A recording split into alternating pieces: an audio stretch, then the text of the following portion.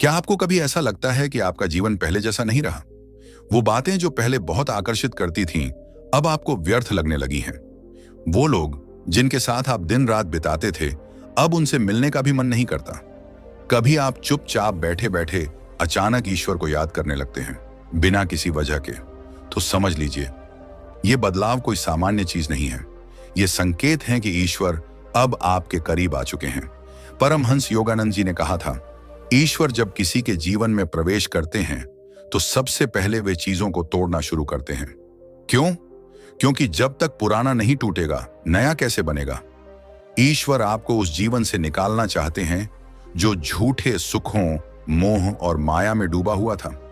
आपको उठाकर वहां ले जाना चाहते हैं जहां आत्मा स्वतंत्र है, आनंद में है, परमात्मा से जुड़ी हुई है। और इस प्रक्रिया की शुरुआत होती है उन चुपचाप होने वाले बदलावों से जो आपके भीतर चलते हैं।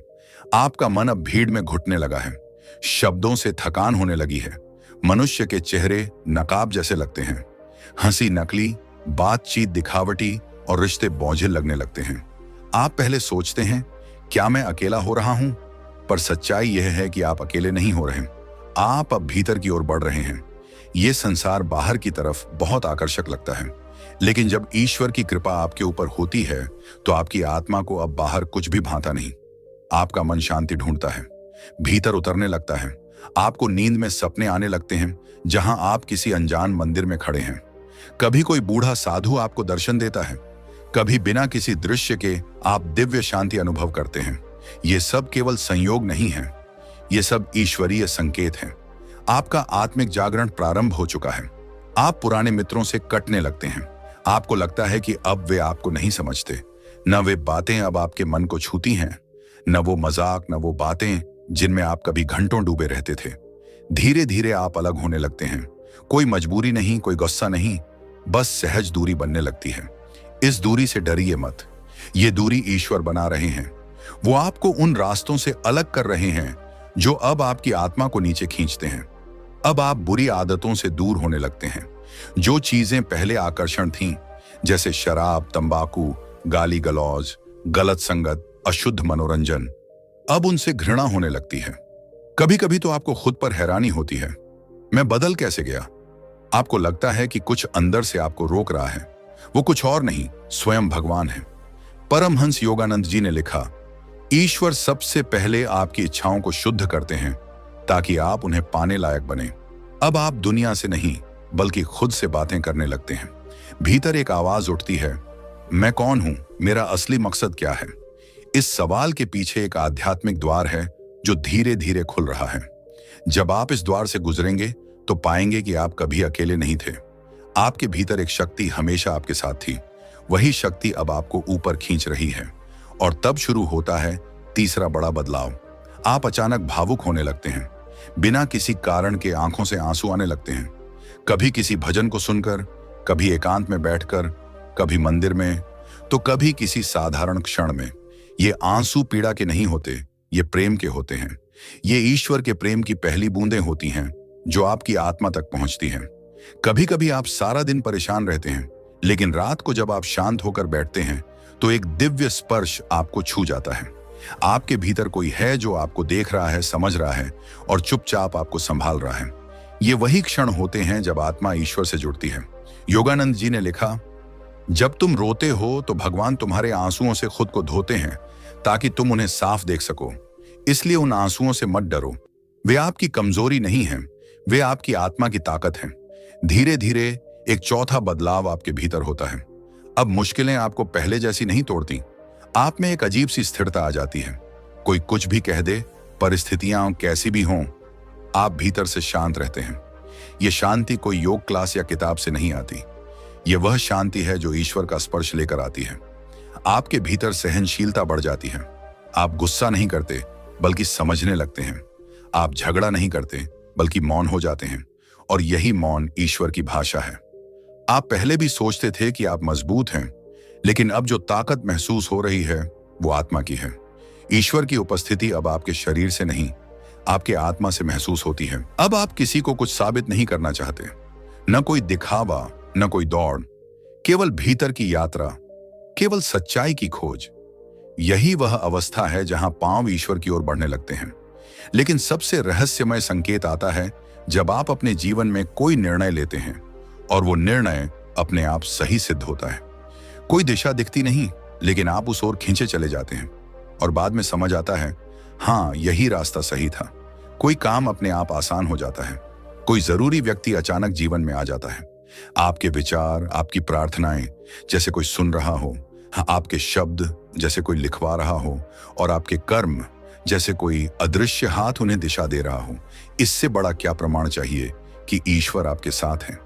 जब सारा संसार आपको छोड़ दे और फिर भी आप अकेले नहीं हो, समझ लीजिए आप परमात्मा के साथ हैं। जब सब कुछ छूट जाए और फिर भी भीतर आनंद बना रहे, समझ लीजिए भगवान आपकी आत्मा को पकड़ चुके हैं। जब पुराने रिश्ते टूटें, आदतें मरें, आंसू आएं और फिर भी आप अंदर से शांत रहें, समझ लीजिए ईश्वर आपको नई दिशा में ले जा रहे हैं। यह परिवर्तन साधारण नहीं है, यह संकेत है कि आप तैयार हैं। आपकी आत्मा अब परमात्मा की ओर बढ़ रही है। अब डरने की जरूरत नहीं, अब खुद को अकेला समझने की जरूरत नहीं, अब पीछे मुड़ने की जरूरत नहीं, क्योंकि अब आपके साथ स्वयं परमात्मा है। जब कोई व्यक्ति सच्चे हृदय से ईश्वर को पुकारता है तो सबसे पहले उसका संसार बदलता है। बाहर का नहीं, भीतर का। आपका नजरिया, आपकी संवेदनाएं, आपकी सोच, सब कुछ धीरे धीरे बदलने लगता है। आप वो नहीं रहते जो आप पहले थे, लेकिन ये बदलाव बहुत चुपचाप होते हैं। कभी किसी शब्द में, कभी किसी मौन में, कभी किसी सपने में और कभी किसी आंसू में। परमहंस योगानंद जी ने कहा था, भगवान जब तुम्हारे जीवन में प्रवेश करते हैं तो वे दस्तक नहीं देते, वे तुम्हारे दिल के द्वार पर चुपचाप खड़े हो जाते हैं। और जब आप भीतर से शांत होकर सुनने लगते हैं, तभी उनकी उपस्थिति महसूस होती है। आप में एक गहराई आने लगती है, बातें कम और अनुभव ज्यादा होने लगते हैं। आप उन चीजों को देख लेते हैं जिन्हें पहले अनदेखा कर देते थे। अब किसी साधु को देखकर आपकी आंखें नम हो जाती हैं। अब किसी भजन की एक पंक्ति आपके हृदय को हिला देती है। अब किसी मंदिर की घंटी भीतर की चेतना को झंकृत कर देती है। यह सब इसलिए हो रहा है क्योंकि ईश्वर अब केवल बाहर नहीं है, वे आपके भीतर उतरने लगे हैं। और जब ऐसा होता है, तब आपके शरीर में भी एक खास परिवर्तन शुरू होता है। आपको अधिक थकान महसूस होती है, लेकिन साथ ही एक आंतरिक ऊर्जा भी रहती है। रात को नींद अधूरी होती है, लेकिन सुबह आप तरोताजा उठते हैं। आपका मन ध्यान में जाने के लिए व्याकुल होने लगता है, भले ही आप पहले ध्यान नहीं करते थे। अब आप भीड़ से दूर भागने लगे हैं, शांति की तलाश में।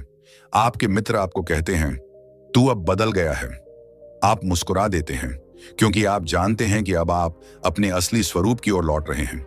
ये वही परिवर्तन है जो एक आत्मा में होता है जब वह परमात्मा के स्पर्श को प्राप्त करती है। अब आप बिना कहे दूसरों के दुख को महसूस करने लगते हैं। आप किसी को देखकर ही जान जाते हैं कि वह क्या महसूस कर रहा है। आपके भीतर करुणा जाग जाती है। अब आप किसी को दोष नहीं देते, किसी से झगड़ा नहीं करते, किसी को नीचा नहीं दिखाते, क्योंकि अब आपके भीतर मैं नहीं बल्कि वह जाग गया है। परमहंस योगानंद जी कहते हैं, सच्चा भक्त वही है जो दूसरों की आत्मा में भी परमात्मा को देखे। अब आप अपनी कमियों से भागते नहीं हैं, बल्कि उन्हें स्वीकार करते हैं। आप जानते हैं कि क्रोध, लोभ, मोह सब आपके भीतर हैं, लेकिन अब आप उन्हें नियंत्रित करना सीख रहे हैं। अब आप प्रतिक्रिया नहीं देते, आप प्रतीक्षा करते हैं। अब आप जल्दबाजी नहीं करते, आप मौन हो जाते हैं। ये बदलाव कोई साधारण बातें नहीं हैं। ये वही बदलाव हैं जो किसी आत्मा को साधारण मनुष्य से संत बनाते हैं। अब आपकी सोच बदल जाती है। आप कर्मों को समझने लगते हैं। कभी अगर कुछ बुरा होता है तो आप दुखी नहीं होते। आप पूछते हैं, इसमें मेरी सीख क्या है? कभी अगर कोई धोखा देता है तो आप क्रोधित नहीं होते। आप समझते हैं कि वो आत्मा भी अभी अधूरी है। आपके मन में अब बदला नहीं, माफी आती है। अब आपका हृदय दूसरों के लिए खुलने लगता है। अब आप उन लोगों के लिए भी प्रार्थना करते हैं जिन्होंने आपको धोखा दिया, क्योंकि आप जानते हैं कि वे भी परमात्मा की ही संतान हैं, बस राह भटके हुए हैं। इस तरह जब आपका हृदय बदलने लगता है तो एक समय आता है जब ईश्वर आपके भीतर बोलने लगते हैं।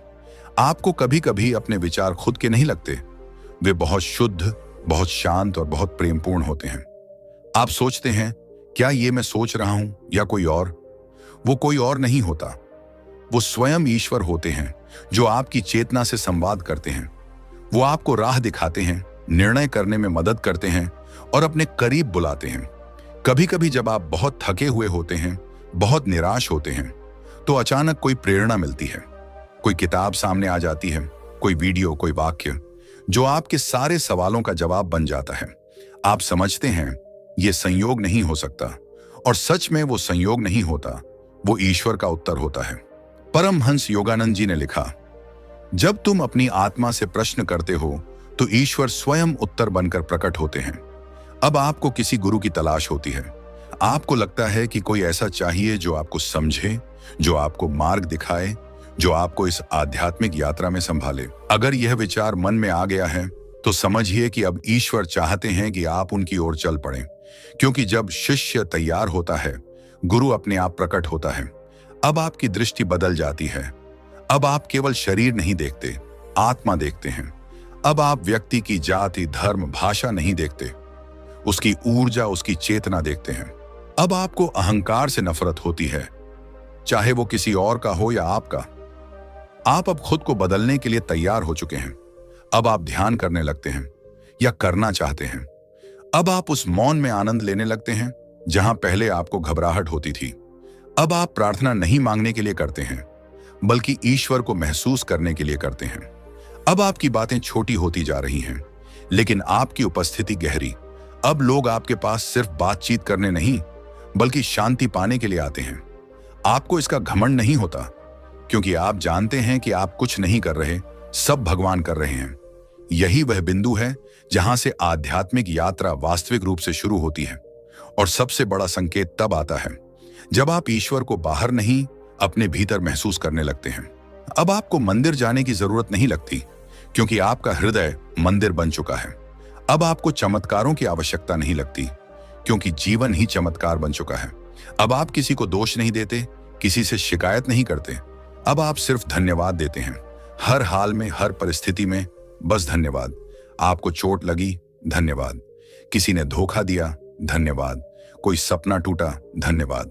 क्यों? क्योंकि अब आप जानते हैं ईश्वर हर अनुभव के पीछे छुपे हैं। और जब यह समझ भीतर उतर जाए, जब हर घटना में आपको ईश्वर का संकेत दिखे, जब हर व्यक्ति में आपको ईश्वर का रूप दिखे, तो समझ लीजिए आप अकेले नहीं हैं, परमात्मा आपके साथ है। जब तुम ध्यान में बैठते हो और अपना नाम अपने भीतर दोहराते हो, एक बहुत गहरा अनुभव होता है। शुरुआत में लगता है जैसे तुम केवल एक शब्द को दोहरा रहे हो, जैसे कोई अभ्यास हो।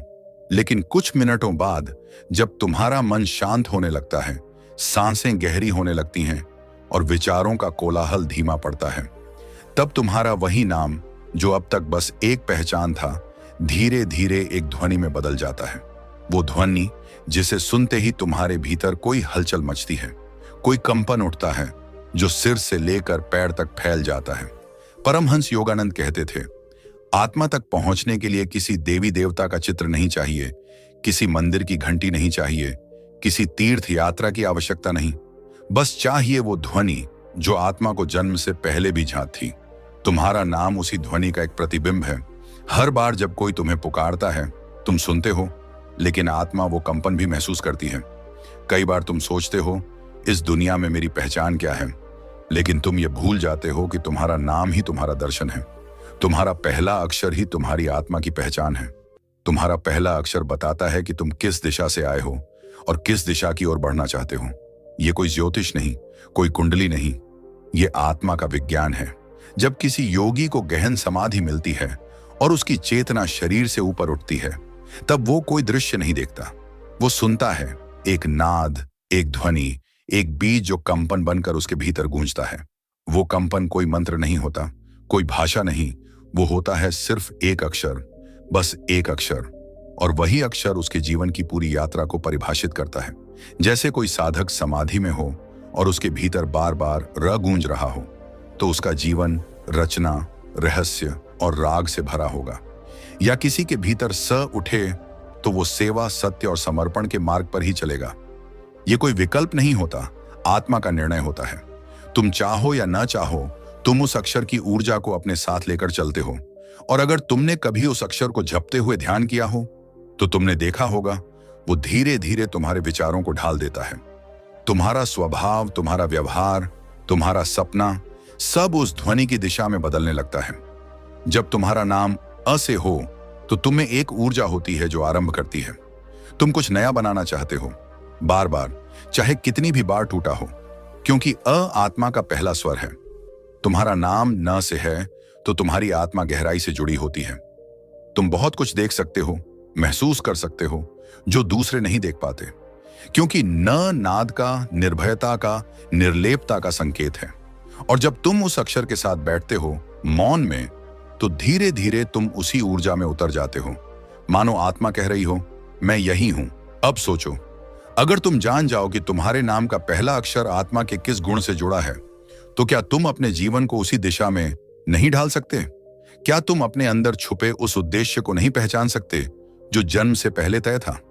तुम्हारा नाम कोई प्रमाण पत्र नहीं है, वो कोई उपाधि नहीं है, वो आत्मा की पहली आवाज है जो इस धरती पर आने से पहले गूंज चुकी थी। जब ब्रह्मांड में आत्माएं जन्म लेती हैं तो उन्हें कोई चिन्ह नहीं दिया जाता, उन्हें एक ध्वनि दी जाती है। वो ध्वनि ही बाद में नाम बनती है। इसलिए तुम्हारे नाम के पहले अक्षर से ही ब्रह्मांड जानता है कि तुम कौन हो। यही कारण है कि ध्यान करते समय जब कोई साधक अपना नाम जपता है तो वो धीरे धीरे अपनी चेतना को उस अक्षर के साथ एक कर लेता है, और फिर उस अक्षर से एक गहरी प्रकाश की धारा निकलती है जो आत्मा को ऊपर उठाती है। अब एक रहस्य और जानो। योगानंद जी कहते हैं, जब आत्मा पूरी तरह जागरूक हो जाती है तो वो अपना नाम तक भूल जाती है, क्योंकि तब वो अक्षरों के पार चली जाती है। लेकिन वहां तक पहुंचने के लिए उसे पहले अपने ही नाम को साधना होता है। तुम्हें पहले उस अक्षर को पूरी तरह जीना होता है जो तुम्हारा पहला अक्षर है। अगर तुम्हारा नाम म से है तो तुम मौन को साधो, अगर सा से है तो सेवा को, अगर क से है तो कर्म को, अगर द से है तो दान को, अगर र से है तो रहस्य को। हर अक्षर एक साधना है। तुम्हारा जीवन उसी साधना को जीने आया है। जब तुम उस अक्षर को जपते हो, केवल नाम नहीं, उसकी ऊर्जा को, तो वो तुम्हारे भीतर के अवरोधों को तोड़ने लगता है। तुम्हारी आत्मा की परतें खुलने लगती हैं। तुम महसूस करते हो कि तुम पहले कभी इस ध्वनि को जानते थे, क्योंकि आत्मा कभी नहीं भूलती। उसने जन्म से पहले भी उसे सुना था। उसे जब ब्रह्मांड में जन्म देना था तो उसी ध्वनि से उसे पुकारा गया था, और उसी ध्वनि से वो लौटेगी। तुम ध्यान में उतरते हो और उस अक्षर को दोहराते हो। धीरे धीरे विचार शांत होते हैं, शरीर भारी लगता है, फिर हल्का, फिर एक गूंज, और फिर मौन। तुम्हारा नाम अब नाम नहीं रहा, वो एक कंपन बन गया। अब तुम अक्षरों से ऊपर उठ रहे हो। अब तुम्हें किसी पहचान की जरूरत नहीं। अब तुम आत्मा के उस रंग में हो जहां सब एक है, सब मौन है। और वहीं आत्मा मुस्कुराती है, कहती है, मैं नाम नहीं हूं, मैं ध्वनि भी नहीं हूं, मैं वो मौन हूं जो इन दोनों के पीछे है। और जब तक तुम नाम के अक्षर को नहीं समझोगे, तुम इस मौन तक नहीं पहुंच सकोगे। तो अगली बार जब कोई तुम्हारा नाम ले, रुको एक पल, सुनो उसकी गूंज, और महसूस करो वो तुम्हें किस दिशा में बुला रहा है। क्या वो कर्म की ओर है? क्या वो प्रेम की ओर है? क्या वो त्याग, ध्यान, ज्ञान या मौन की ओर है? क्योंकि तुम्हारा नाम सिर्फ पहचान नहीं, एक मार्ग है। और तुम्हारा पहला अक्षर सिर्फ ध्वनि नहीं, एक द्वार है। और जब तुम उस द्वार से अंदर जाते हो तो तुम खुद को पाते हो। अगर आपने इस पूरी आत्मिक यात्रा को भीतर से महसूस किया हो तो इस वीडियो को लाइक करें, नीचे कमेंट में अपने नाम का पहला अक्षर जरूर लिखें, और बताएं कि क्या आपने कभी उसे ध्यान से देखा, सुना या जपा। इस चैनल ज्ञान विचार को सब्सक्राइब करें, क्योंकि यहां हम बातें करते हैं आत्मा की, कंपन की, मौन की, उन रहस्यों की जो किताबों में नहीं, आपके भीतर छुपे हैं। धन्यवाद। ओम शांति।